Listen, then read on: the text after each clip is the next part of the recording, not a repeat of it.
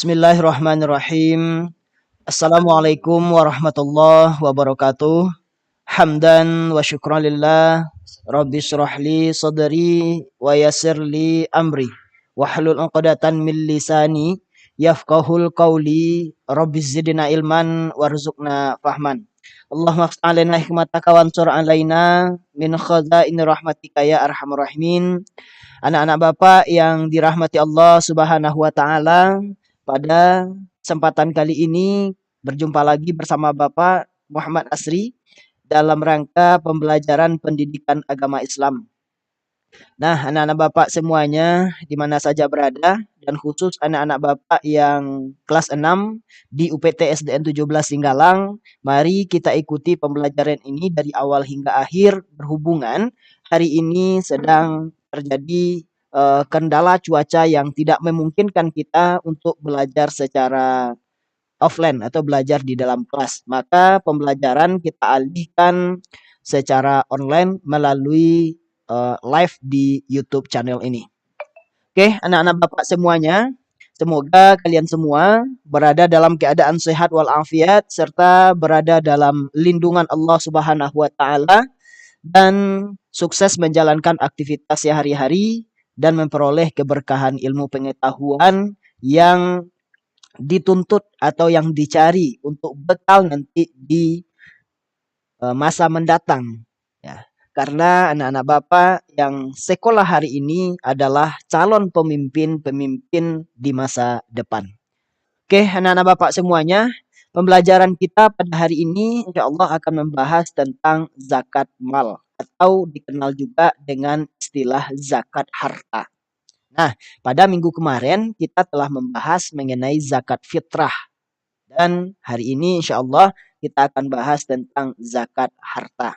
Nah, zakat harta ini merupakan rukun Islam, ya. Pembayaran zakat merupakan rukun Islam yang harus kita tunaikan sebagai umat Islam sesuai dengan syarat dan ketentuan yang sudah ditetapkan oleh agama kita.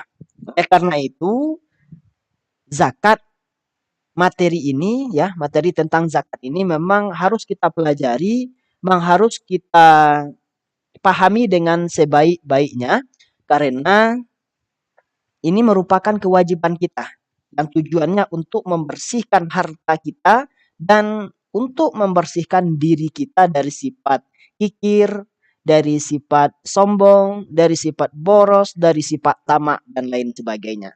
Karena itu anak-anak Bapak semuanya, kita lanjutkan materi kita. Nah, kompetensi dasar yang akan kita bahas pada hari ini yaitu yang pertama, KD 3.7, memahami hikmah zakat, infak, dan sedekah sebagai implementasi dari rukun Islam. Nah, pada hari ini kita khusus membahas tentang zakat, infak, dan sedekah. Insya Allah nanti kita bahas di semester 2. Tujuan pembelajaran yang harus kita capai setelah selesai pembelajaran ini adalah yang pertama menjelaskan pengertian zakat mal. Berarti kalian harus mampu menjelaskan apa itu zakat mal, apa itu zakat harta, baik secara bahasa maupun secara istilah. Kemudian menjelaskan syarat wajib zakat mal. Nah, kita wajib membayar zakat itu apa syaratnya? Itu yang harus diketahui. Kemudian menjelaskan jenis harta yang wajib dizakati, ya. Ini mengenai jenis-jenis harta yang wajib dizakati karena tidak semua harta itu wajib dibayarkan zakatnya. Kemudian yang ketiga, menemukan orang-orang yang berhak menerima zakat. Nah, ini tujuannya adalah kita tahu siapa yang boleh kita berikan zakat dan siapa yang tidak boleh kita berikan zakat. Nah, ini sesuai dengan indikator berikutnya, yaitu menyebutkan orang-orang yang tidak berhak menerima zakat. Agar nanti ketika pemberian zakat, kita tidak salah alamat yang mengakibatkan zakat yang kita berikan itu tidak diterima dan tidak sah menurut syariat agama Islam. Dan yang terakhir yang harus kalian pahami, yaitu menjelaskan hikmah membayar zakat dan menunjukkan hikmah zakat, infak, dan sedekah tersebut. Nah, apa hikmahnya kita bayar zakat ini? Atau apa manfaatnya kita membayar zakat? Oke, anak-anak Bapak semuanya, Mudah-mudahan dengan menyimak materi pembelajaran ini dengan baik, kamu semuanya bisa paham dengan baik, bisa paham dengan sempurna tentang dasar-dasar pengetahuan tentang zakat harta ini. Nah, yang pertama kita masuk kepada pengertian. Zakat mal adalah mengeluarkan sebagian kekayaan yang dimiliki apabila telah mencapai nisab, haul, dan syarat lainnya. Berarti zakat mal ini adalah mengeluarkan sebagian harta kekayaan kita, harta yang kita miliki itu kepada mustahik zakat. Orang-orang yang wajib kita berikan zakat kepada mereka, orang-orang yang harus kita berikan zakat kepada mereka dari kekayaan yang kita miliki. Nah, tapi dengan kekayaan yang sudah memenuhi syarat dan ketentuan sesuai dengan syariat agama Islam. Apa itu? Seperti nisabnya, haulnya, dan syarat-syarat lainnya. Kalau tidak memenuhi syarat, atau kalau belum memenuhi syarat dan ketentuan wajibnya membayar zakat, maka kita belum diwajibkan untuk membayar zakat tersebut. Nah, ini pengertiannya ya. Zakat mal adalah mengeluarkan sebagian kekayaan yang dimilikinya apabila telah mencapai nisab, haul, dan syarat-syarat lainnya. Oke, selanjutnya yaitu tentang syarat wajib zakat mal.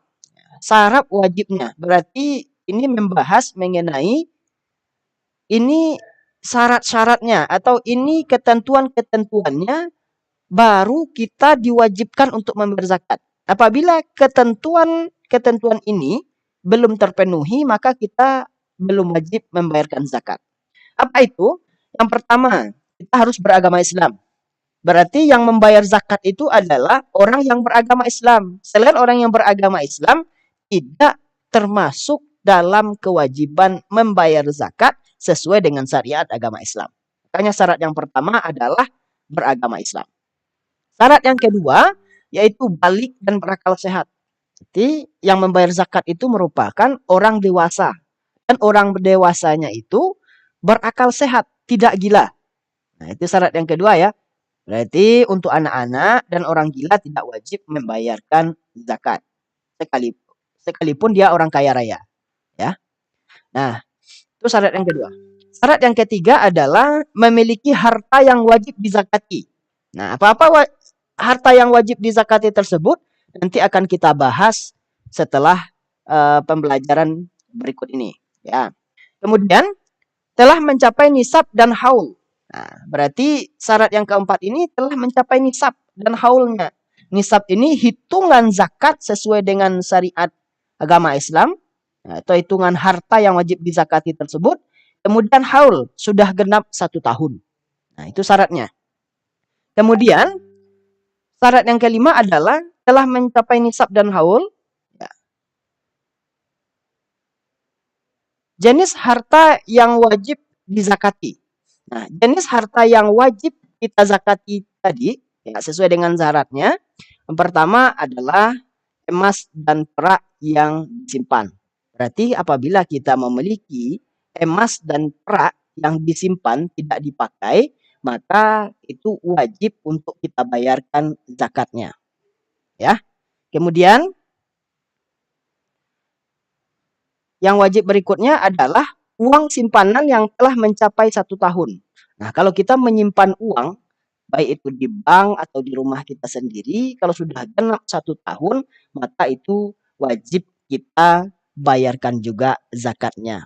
Nah, untuk ketentuan-ketentuan masing-masing zakat ini tidak mencakup materi kita pada hari ini. Kita baru membahas awal-awal dari zakat harta ini. Selanjutnya, yang wajib dizakati itu adalah hasil perdagangan atau pekerjaan. Nah, istilah lainnya adalah zakat profesi. Kalau kita seorang yang pengusaha, yaitu pedagang, atau kita seorang yang bekerja, baik itu sebagai ASN, sebagai honorer, atau sebagai karyawan swasta, itu wajib kita bayarkan zakatnya sesuai dengan ketentuan-ketentuannya juga. Kalau belum sampai harta kita atau gaji kita tersebut pada nisabnya, maka juga tidak wajib untuk membayar zakat harta tersebut. Ya. Selanjutnya adalah hasil pertanian. Nah, hasil pertanian dan perkebunan ini itu wajib juga kita bayarkan zakatnya. Ya, boleh kita bayarkan 1 kali 1 tahun dan boleh juga kita bayarkan zakat pertanian ini setiap kali kita panen. Setelah kita panen, langsung kita bayarkan zakatnya. Nah, ini ada lagi ketentuan dan syarat-syaratnya, masih banyak deretannya. Dan itu tidak pembahasan kita hari ini. Selanjutnya, binatang ternak.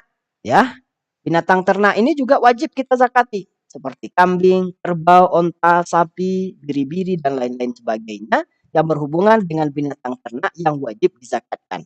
Nah, ini mempunyai lagi ketentuan-ketentuan khusus pada jenis-jenis harta yang wajib dizakati tersebut.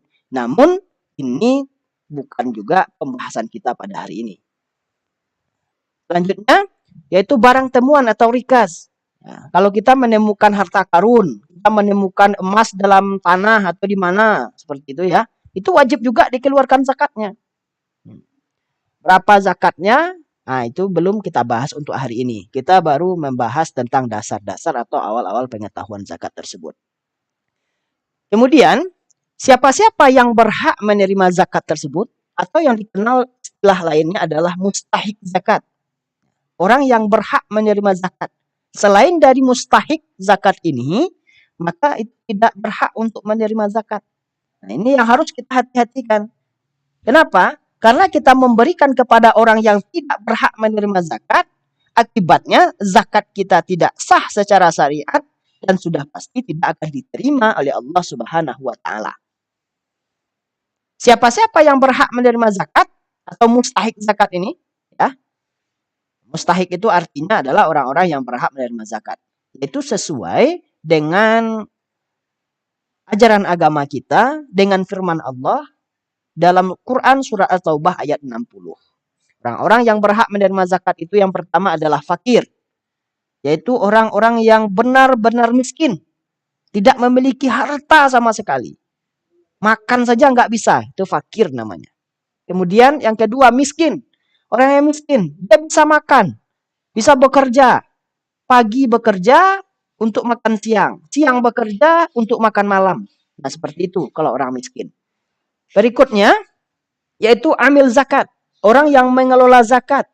Orang yang mengumpulkan zakat-zakat harta itu. Itu wajib juga. Boleh juga atau berhak juga menerima zakat. Nah berarti amil zakat itu boleh mengambil sedikit zakat yang dikumpulkannya. Apabila dia mengingini. Ya, apabila dia berkeinginan. Selanjutnya siapa lagi? Yaitu mu'allaf. Orang yang baru masuk agama Islam, baru pindah agama Islam, maka baru pindah ke agama Islam, maka disebut mu'allaf. Dan orang ini berhak untuk menerima zakat.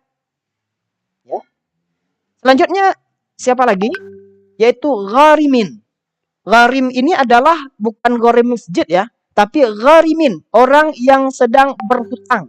Orang yang sedang terlilit hutang, itu dia berhak menerima zakat. Tujuannya apa? Agar dia bisa membayar hutang-hutangnya tersebut. Ya. Selanjutnya adalah fi sabilillah, orang yang tengah berperang di jalan Allah Subhanahu wa taala.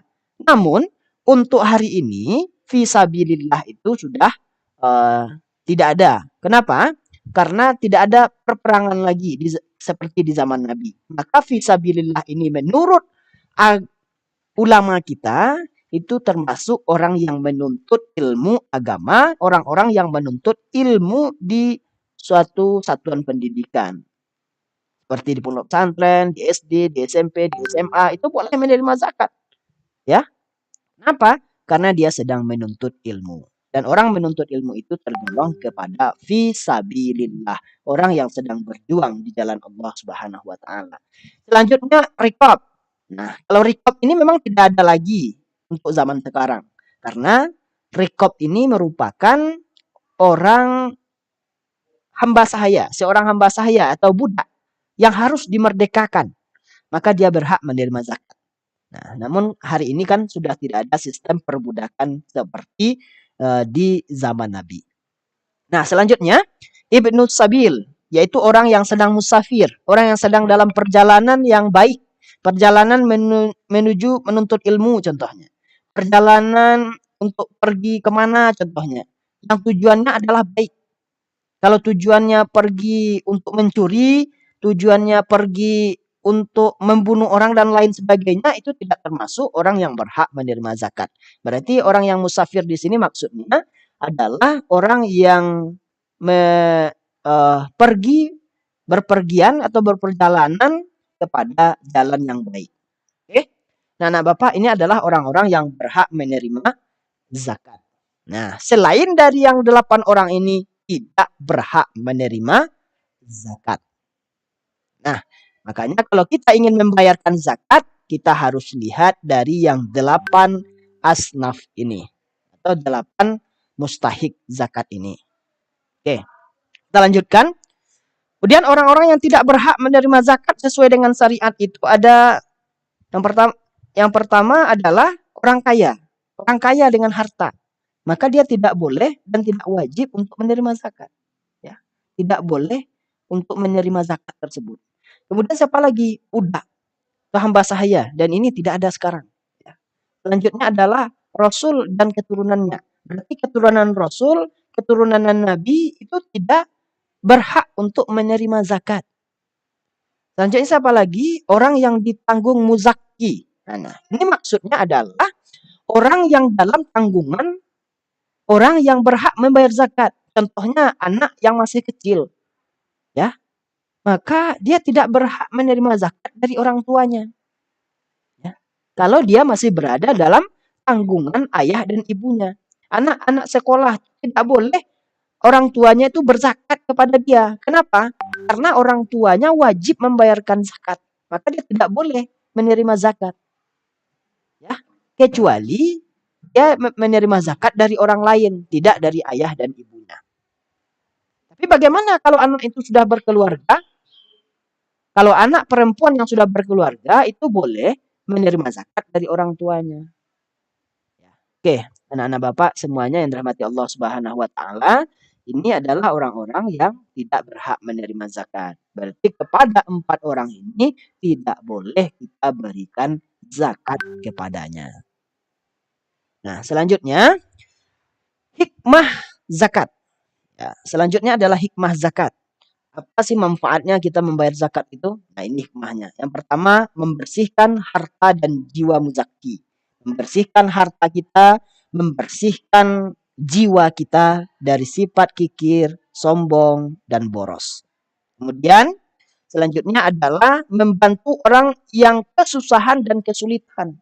Dengan kita membayar zakat, membagikan sedikit harta kekayaan kita kepada orang lain, berarti kita sudah membantu orang yang sedang kesusahan dan kesulitan dalam bidang ekonomi. Selanjutnya yang ketiga, menumbuhkan jiwa sosial dan peduli. Nah, dengan kita membagikan harta yang kita miliki, yang kita cari sendiri, bersusah payah sendiri-sendiri, ya, itu kita berikan kepada orang lain. Maka tumbuhlah di dalam jiwa kita, di dalam hati kita ini jiwa untuk berbagi, jiwa sosial, jiwa peduli kepada sesama. Oke. Selanjutnya hikmahnya yang keempat adalah mendorong manusia bersikap jujur dan bertanggung jawab atas harta yang dimilikinya. Nah, kalau kita memiliki harta yang lebih, memiliki harta yang sudah wajib dizakati, sampai nisabnya, sampai haulnya, sampai perhitungan dan sampai batas waktunya, maka kita harus mengeluarkan zakat dari harta tersebut. Nah, itu maka melatih kejujuran dan melatih sikap kita untuk bertanggung jawab atas harta yang kita miliki. Kemudian yang kelima adalah mengingatkan manusia bahwa harta dan kekayaan hanyalah titipan Allah Subhanahu wa taala. Ya, yang nggak perlu kita sombongkan, yang tidak perlu kita hambur-hamburkan ke arah-arah yang tidak diridhoi oleh Allah Subhanahu wa taala. Yang keenam, mewujudkan rasa syukur kita kepada Allah. Karena sesungguhnya yang memberikan harta kekayaan kepada kita itu adalah Allah Subhanahu wa taala. Oke, anak-anak Bapak semuanya, Hanya inilah pembahasan kita pada hari ini mengenai zakat harta. Mudah-mudahan pembelajaran ini dapat kamu pahami dengan sebaik-baiknya, dapat kamu amalkan juga dalam kehidupan sehari-hari setelah nanti menjadi muzaki, orang yang wajib membayarkan zakat. Oke, anak-anak Bapak semuanya, silakan kerjakan beberapa soal. Silakan kerjakan beberapa soal berikut ini. Yang pertama, zakat harta, kekayaan dalam agama Islam disebut dengan istilah A. Zakat fitrah, B. Zakat mal, C. Zakat diri, D. Zakat musiman. Nah, silakan kamu kerjakan.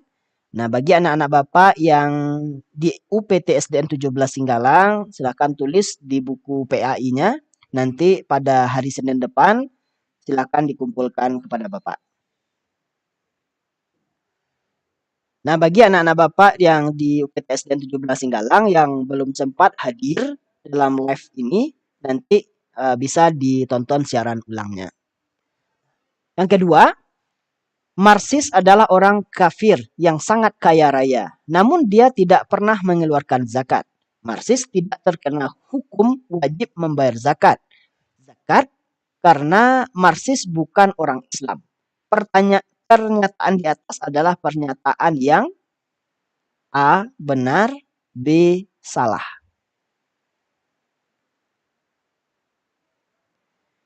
Yang ketiga, binatang ternak, emas, perak, makanan pokok, uang hasil usaha, dan gaji PNS atau karyawan merupakan jenis dari A. pekerjaan, B. kekayaan, C. harta yang wajib dizakati, D. jenis-jenis zakat. Silakan dijawab ya.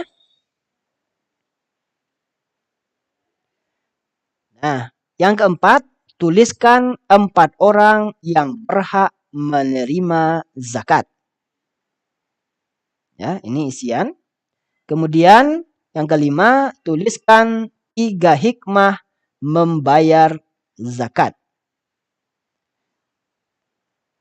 Nah, bagi anak-anak Bapak yang di luar SDN 17 Singgalang, silahkan sampaikan jawabannya di kolom komentar video ini.